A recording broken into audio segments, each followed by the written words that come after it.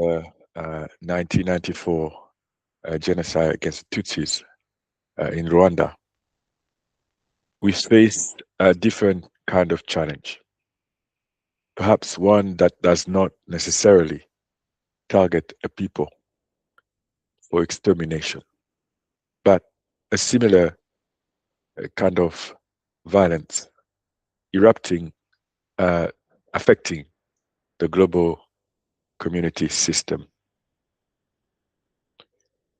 But of course, we are also witnessing the move of people from their homeland country to seek refuge, for some to seek economic opportunities.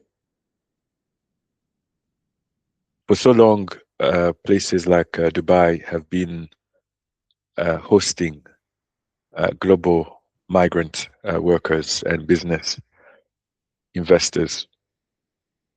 Indeed, they found the dream in this small piece of land in the Middle East. We are also witnessing another kind of challenge where you have a country that survived genocide 3 decades ago, Rwanda, in East Africa, welcoming girls who allowed them to access uh, education, which is a right that has been taken away from them in their homeland country.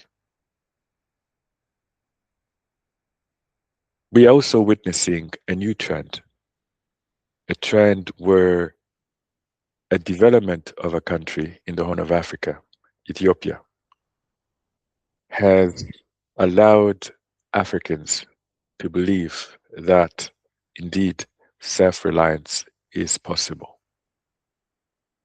That development does not always have to be funded by international partners, but it can be funded by the citizen of a nation. And indeed, with the new hydro power plant, we all witnessed that it is possible for Africans to build a future they believe in, to build a future funded by Africans. I often wonder how the land of my ancestors, the kingdom of Karagwe in northern Tanzania today, managed to build a stability that lasted for hundreds of years. How did they manage to trade with the global commerce system? How did they manage to impress those who came to actually colonize other countries? How did they manage to gain that equal basis level of engagement with global partners?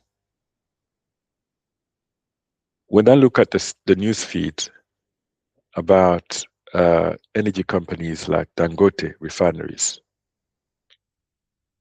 tackling some of the shortages that has risen as a result of the conflict in the Middle East, I asked the same question that I asked a member of parliament about a decade ago. I asked, what if we can restructure the way that we do trade, promote more trade than aid, starting from sectors like the energy sector?